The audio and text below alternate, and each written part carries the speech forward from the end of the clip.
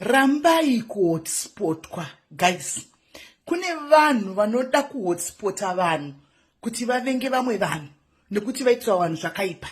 Kana iwewe usati wamboitirwa chinhu chakaipa nemunhu iyeye, kana iwewe usati waona uipi hwemunhu iyeye, rega kupembedza gospel rekuti wakanzwa naningi kuti ningi akazodai ningi akazoipa. Handitika zvionere wega, tsvaga mafaults ako uone kuti ningi akambondidai, wopembedza gospel. Problem yataya nayo mazuva ranhasi ndeyekuti ndikaita munhu wandawirirana naye, ndikaona munhu uya achitasoti anotaura nemunhu wandisingasawirirani naye, ndoda kuudza uyu kuti ningi uyu akashata, ina akambodai, usataure naye, usafambe naye, usasekererane naye. Asi uyu munhu otohotspoteka.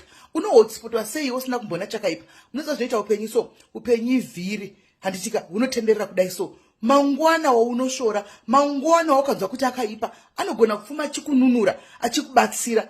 Mufunge, don't ever be hotspotted kune munhu asina kutadzira. Mirira kutadzirwa ugoona kuipa kwomunhu iyeye. Hatisi kurwa.